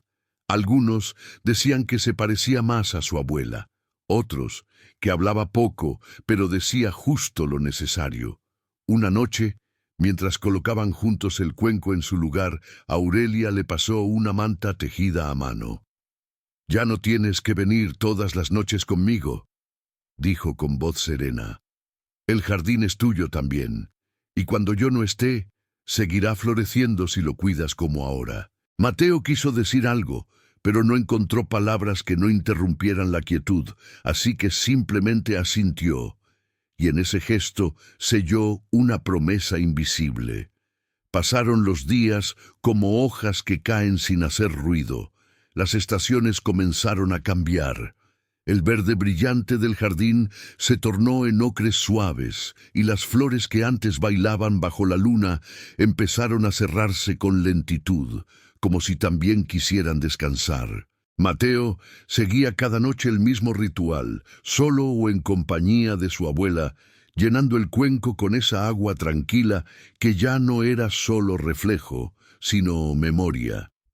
Doña Aurelia caminaba cada vez más despacio. Sus palabras, siempre pausadas, se volvían aún más suaves, como si hablar le costara un poquito más de vida. Pero sus ojos brillaban igual, e incluso más. Miraban a Mateo como si observaran no solo al nieto, sino también al hombre en que se estaba convirtiendo. Una tarde de viento tibio, mientras recogían ramas secas para el fuego, Aurelia se detuvo bajo el limonero. «¿Recuerdas cuando preguntaste cuánto tardaría en madurar este fruto?», dijo con una sonrisa tenue. Mateo miró hacia la rama. El limón estaba amarillo, redondo, perfumado. No había notado su crecimiento, solo lo había acompañado. «No me di cuenta de que ya estaba listo», respondió. «Así ocurre también contigo». Esa noche, Aurelia no bajó al jardín. Dijo que el cuerpo le pedía quedarse bajo las mantas, junto a la ventana. Mateo no insistió. Sabía que la presencia de su abuela estaba en el aire, en cada rincón, en cada hoja. Preparó el espacio con esmero. Colocó el cuenco, encendió una vela pequeña y se sentó a esperar. El cielo estaba despejado, la luna completa. Cuando el cuenco reflejó la luz plateada, Mateo se inclinó y sopló suavemente sobre el agua. Era un gesto nuevo, improvisado, como si quisiera bendecir aquello que ya era sagrado. Cerró los ojos y respiró profundo. En su mente no había preguntas, solo gratitud. A la mañana siguiente, Aurelia no despertó. Se había ido en silencio, como una flor que se cierra sin lamento. Su rostro estaba en paz, y entre sus manos arrugadas sostenía un pequeño papel doblado, escrito con tinta temblorosa. El cuenco no es mío, es de quien sepa esperarlo. Bebe de la luna cuando el mundo corra demasiado. Mateo no lloró de inmediato, tampoco habló. Durante días se movió como el humo, lento, casi invisible. Los vecinos lo abrazaban, le ofrecían panes, palabras, compañía. Él agradecía, pero regresaba siempre al jardín. El cuenco seguía allí, esperando, y Mateo cada noche lo llenaba. Con el tiempo, algo nuevo comenzó a suceder. Un niño se acercó un atardecer, curioso por las luces tenues del jardín. «¿Qué haces con ese cuenco?», preguntó, con la voz aún sin filtro del apuro. «Recojo la luna», respondió Mateo. «¿Quieres mirar?». El niño se sentó a su lado. Y esa fue la primera noche de muchas. Poco a poco, otros comenzaron a llegar. No en multitudes, no por curiosidad vacía. Llegaban uno a uno, a veces madres cansadas, a veces ancianos que no dormían bien, a veces jóvenes que no sabían qué buscaban. Y Mateo no explicaba. Solo compartía el silencio, el aroma de las hierbas, el sonido del agua, la luz suave de una vela. Una noche una mujer le preguntó, «¿Qué se necesita para aprender a llenar el cuenco?». Mateo pensó, y respondió con palabras prestadas del alma de su abuela. Tener tiempo sin medirlo, mirar sin querer entender, estar sin querer controlar. La mujer asintió y se quedó. Con el paso de los meses, el jardín se convirtió en un lugar sagrado. No porque se hicieran rituales complejos, ni porque se dijeran grandes verdades, sino porque allí el tiempo aprendía a caminar descalzo. Mateo no se convirtió en maestro. Nunca se proclamó guía, solo cuidaba, plantaba, escuchaba. Algunas noches hablaba con don Eusebio, que seguía visitando la aldea con menos frecuencia, pero con el mismo brillo en los ojos. «Tu abuela estaría orgullosa», le dijo una vez. «Ella no quería orgullo, quería paz». «Y eso lograste», respondió el anciano. «Pero no para ti solo». Un día, mientras limpiaba el borde del cuenco, Mateo notó una grieta nueva, pequeña, apenas visible. Pero allí estaba. No sintió miedo. Recordó las palabras de Aurelia sobre las cosas que envejecen lentamente con dignidad. Siguió usándolo, sin repararlo, porque comprendía que incluso las grietas pueden contener luz. El cuenco, el jardín, la luna, todo seguía su curso. Y Mateo también. Un amanecer, al abrir la puerta de su casa, se detuvo a observar cómo el sol se colaba entre los árboles. Respiró hondo. Escuchó el canto lejano de un gallo. Sintió la tierra bajo sus pies. Y entonces supo que no necesitaba correr, que la vida, cuando se camina con calma, siempre lleva al lugar correcto. Esa noche, al llenar el cuenco una vez más, miró su reflejo. Y no vio a un joven ni a un anciano. Vio a alguien que había aprendido a esperar. El viento sopló con suavidad, y el agua brilló como si contuviera la luna entera. Este ciclo se cierra, pero uno nuevo gira en la rueda de la historia, el samurái perfeccionista y el arte de la imperfección. Había una vez, en una región montañosa, donde el viento se deslizaba entre los cerezos como un susurro de seda, un samurái que vivía según un único principio, la perfección. Su nombre era Akira Montoya, y su reputación se extendía más allá de los valles y los lagos de espejo. Se decía que su espada jamás erraba, que sus pasos jamás dejaban huella, y que su mirada podía cortar tan profundo como el acero que portaba.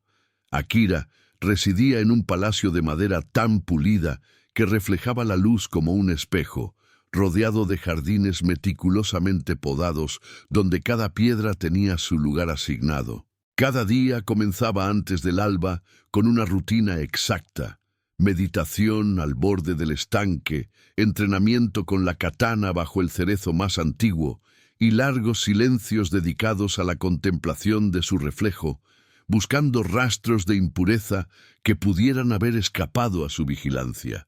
Pero aunque su entorno era bello, su alma no encontraba descanso. Su búsqueda incansable de perfección lo había separado del mundo, de las risas espontáneas de los niños del pueblo, del aroma cálido de una comida compartida, del caos vital de la vida ordinaria.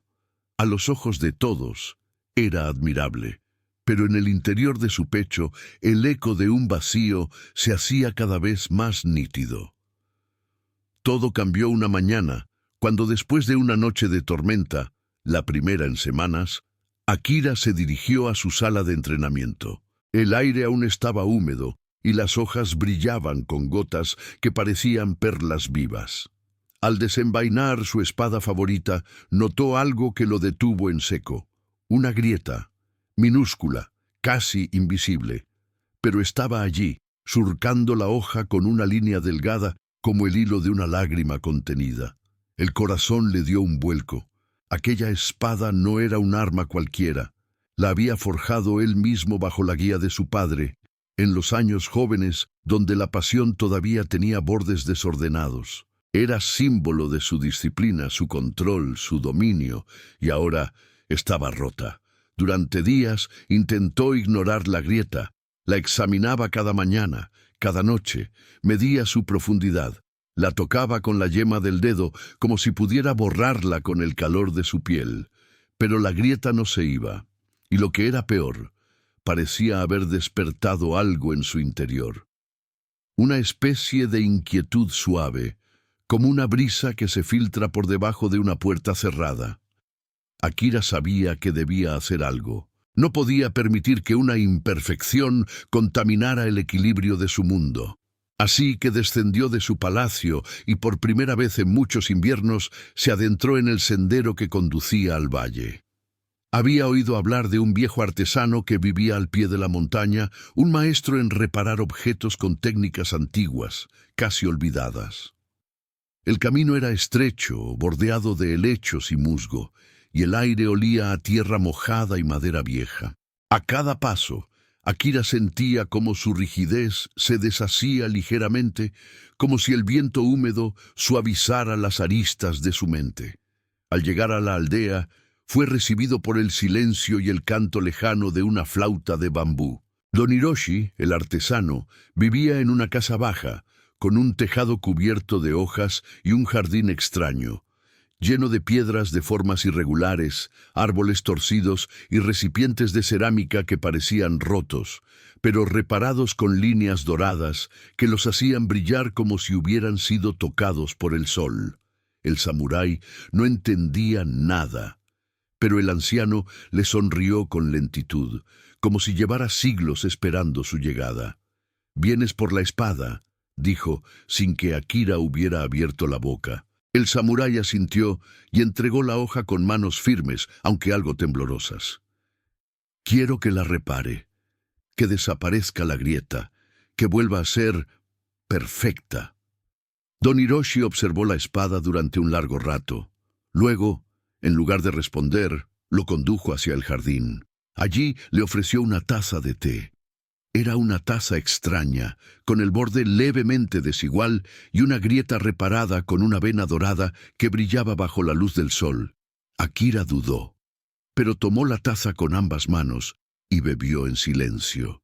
«A veces», dijo el anciano con voz ronca, «lo que más valor tiene no es lo que nunca se rompe, sino lo que ha sido roto y ha sabido volver a unirse». Akira frunció el ceño. «La perfección no admite grietas». Don Hiroshi sonrió. «Quizás has entendido mal la perfección». Durante los días siguientes, Akira no volvió a ver su espada. En su lugar, Don Hiroshi lo invitó a observar. a caminar lentamente entre los árboles del jardín, a oler las flores viejas, a tocar las piedras musgosas, a escuchar el murmullo del río que corría más allá de la cerca. Al principio, todo aquello le parecía inútil. ¿Qué tenía que ver la cerámica rota o un jardín salvaje con el acero limpio y exacto de su vida? Pero poco a poco, algo en él comenzó a aflojar. Una tarde, don Hiroshi lo llevó a su taller. Allí le mostró una vasija rota en 3 pedazos y le entregó polvo de oro, una resina espesa y pinceles finos como pelos de zorro. ¿La destruirás o aprenderás a repararla? Akira sostuvo los fragmentos entre las manos. La cerámica estaba tibia por el sol.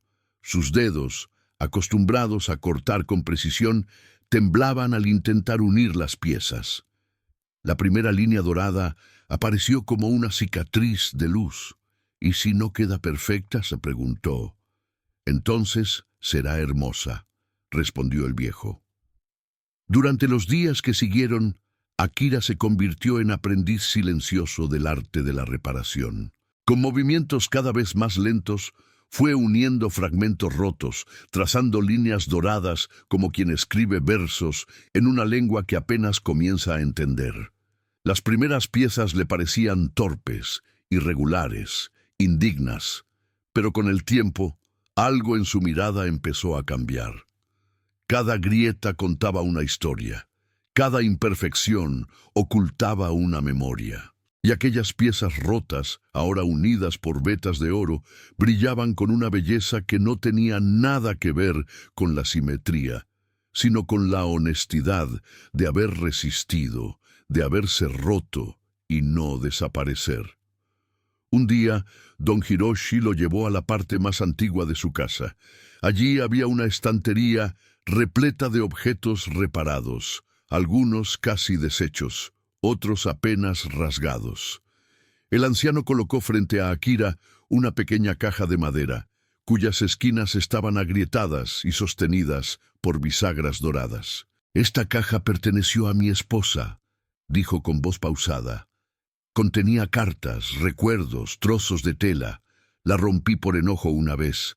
Tardé meses en decidir repararla. Desde entonces, cada vez que la abro, me recuerda que el amor no es perfecto, es persistente». Akira la sostuvo con respeto. Aquella caja, tan sencilla, contenía más profundidad que los años que él había dedicado a perfeccionar su técnica con la espada. En ese momento, comprendió que sus propios recuerdos, sus batallas, sus pérdidas, también estaban llenos de grietas invisibles que nunca había querido mirar.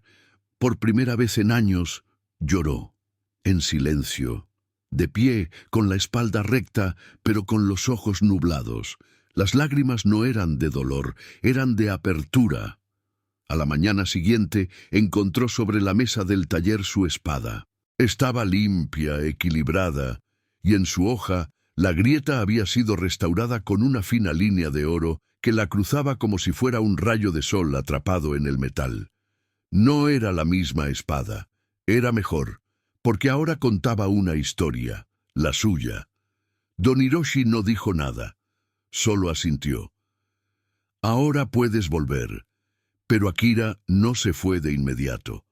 Pasó aún varios días allí, ayudando en el jardín, reparando tazas, barriendo hojas, escuchando el río.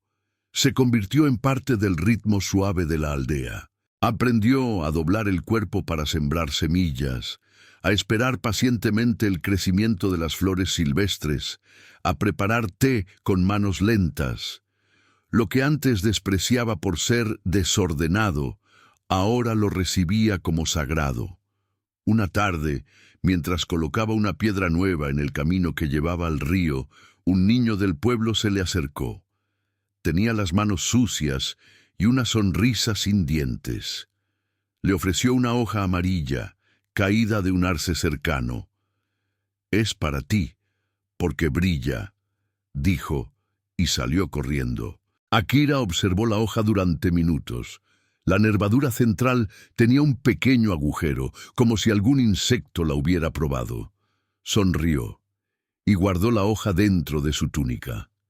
Esa noche escribió en un trozo de papel: «He pasado media vida puliendo la superficie de las cosas, creyendo que la ausencia de error era la cima de la virtud. Hoy comprendo que la vida no se pule, se abraza». Al regresar a su hogar, todo le parecía distinto. El palacio aún estaba en pie, pero ya no lo sentía como una fortaleza invulnerable. Lo vio como un espacio vivo, en movimiento. Comenzó a transformar su entorno. Donó muchas de sus espadas relucientes a jóvenes discípulos. Conservó solo 3, la restaurada, una oxidada y otra sin terminar.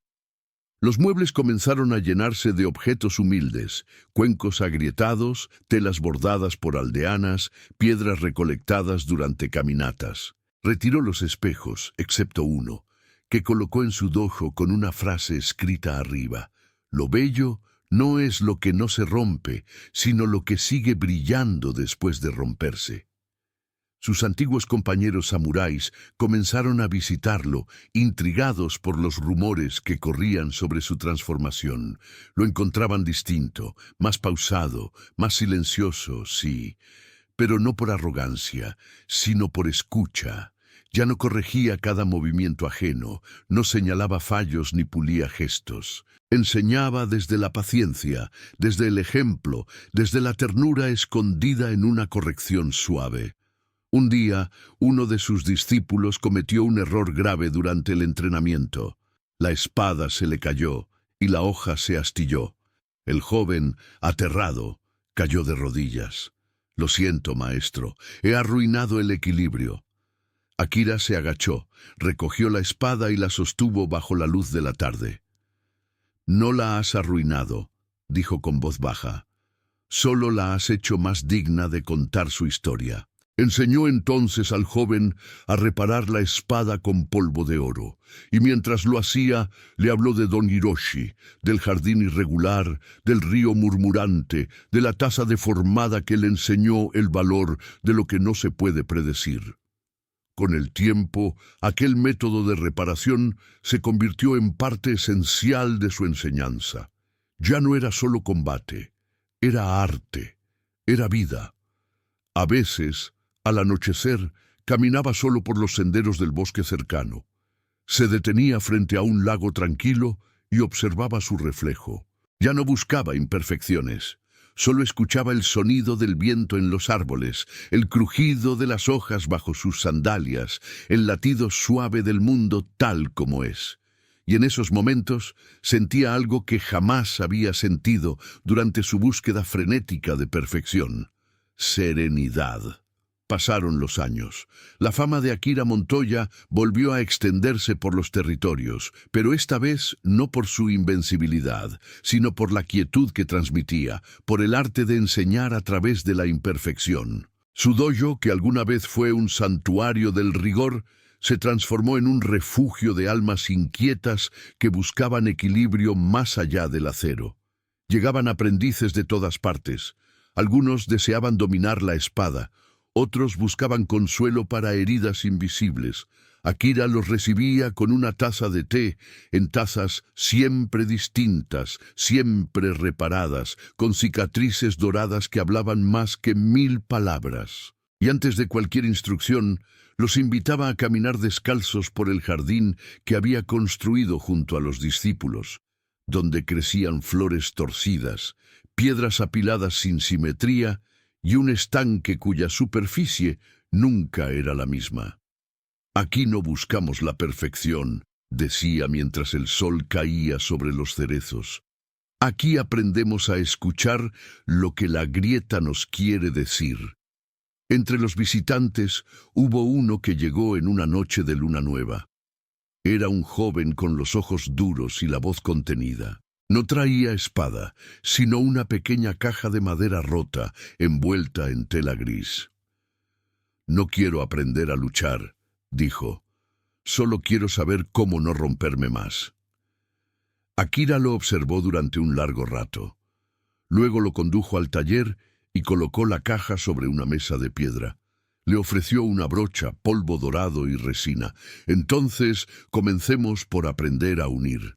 Durante semanas, el joven trabajó en silencio. Día tras día, se agachaba junto al estanque, recogía flores caídas, reparaba piezas antiguas y hablaba poco. Pero sus manos temblaban menos, su mirada se suavizaba, y al terminar, la caja brillaba con una línea de oro que parecía trazar el mapa de una vida más verdadera.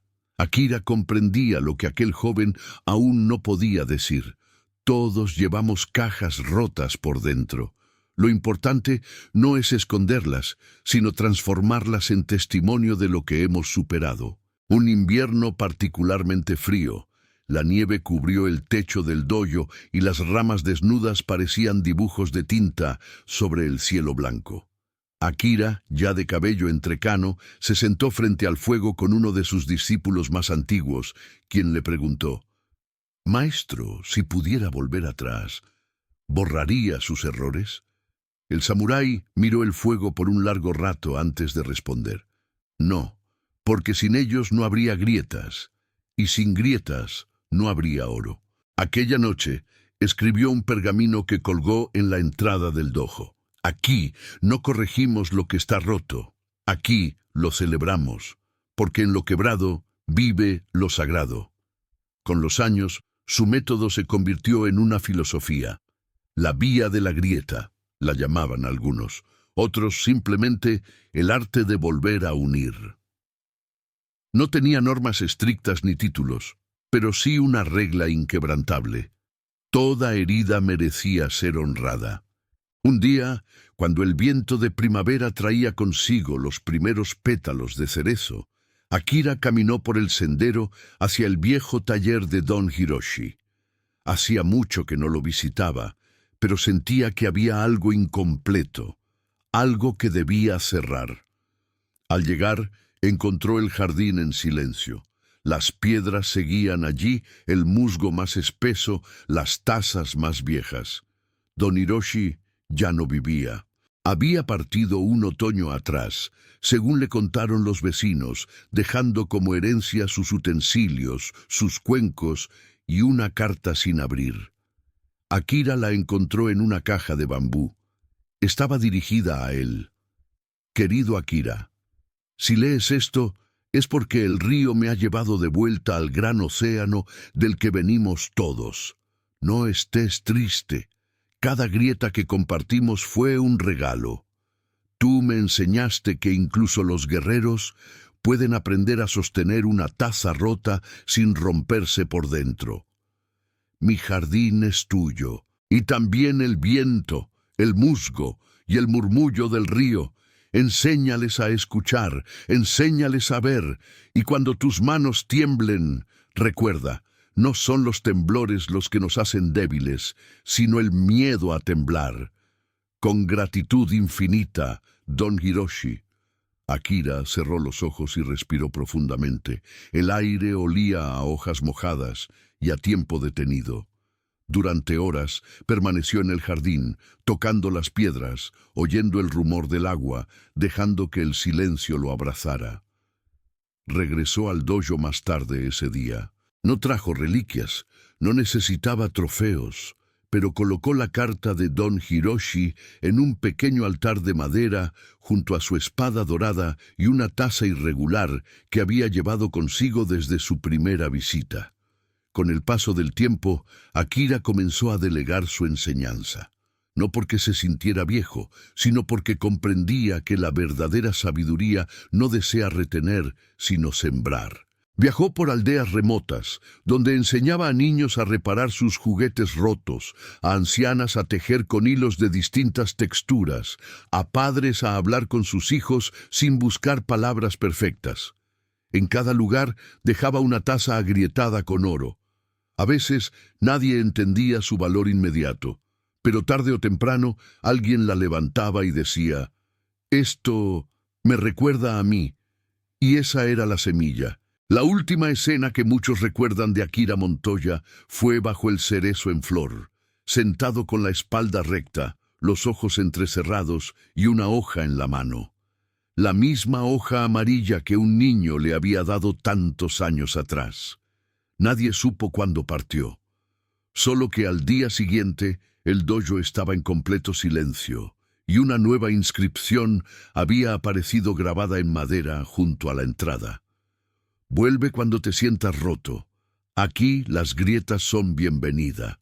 Muchos años después de la partida de Akira Montoya, cuando los cerezos seguían floreciendo sin rituales y el viento aún cantaba entre las hojas como susurros de tiempos antiguos, el dojo del samurái se había transformado en algo que ni siquiera él habría imaginado.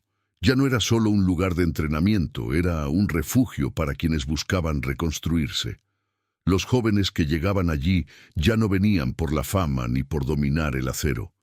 Venían por algo más difícil de conquistar: la paz. La entrada del dojo conservaba, tallada en madera oscura, la inscripción dejada por Akira: vuelve cuando te sientas roto. Aquí las grietas son bienvenidas.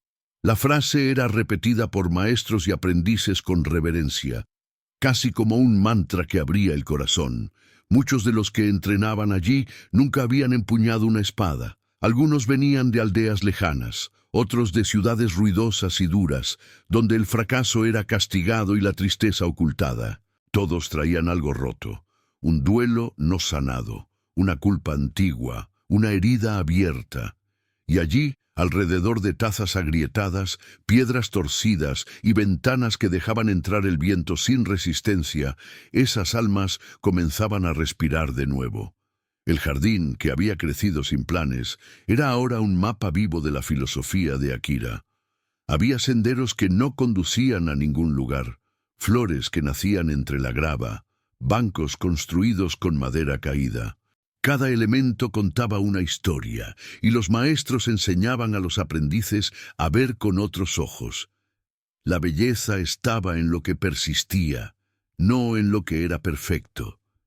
Las ceremonias de la tarde eran simples: un té servido en silencio, una historia contada a la sombra de un sauce, un ejercicio de respiración frente al lago, un momento para observar las nubes y dejar que pasaran, como también pasaban los dolores más antiguos. Entre los objetos dejados por Akira, había una caja donde se guardaban cartas, poemas y fragmentos escritos a mano. Los nuevos maestros, antiguos discípulos suyos, permitían que los visitantes leyeran esos textos. Uno de los más leídos decía: no se trata de no quebrarse, se trata de no permitir que la rotura se convierta en ruina. Toda grieta es una puerta si se tiene el valor de mirarla con compasión. Esas palabras habían sanado más que cualquier espada. Eran repetidas en voz baja por quienes, al anochecer, se sentaban frente al fuego para recordar que lo más valioso de la vida no estaba en las victorias perfectas, sino en los comienzos imperfectos. A veces, viejos guerreros visitaban el dojo. Algunos cojeaban, otros habían dejado de luchar hacía décadas. Se sentaban en silencio junto a los jóvenes y al final dejaban una piedra en el jardín como gesto de gratitud y entrega. Cada piedra era colocada alrededor del lago central, formando un círculo que nadie se atrevía a romper. Una primavera, una niña llamada Kaori llegó a la aldea. No llevaba nada más que una pequeña flauta de bambú rota. Tímida y silenciosa, pasó los primeros días solo observando. Uno de los maestros la invitó a reparar la flauta con las técnicas heredadas de Akira. Ella dudó. Creía que una flauta agrietada jamás volvería a emitir sonido, pero, guiada con paciencia, aplicó el oro licuado sobre la grieta y esperó a que secara al sol. Cuando finalmente llevó la flauta a los labios, el sonido que surgió no era perfecto, pero era dulce, irregular, vivo.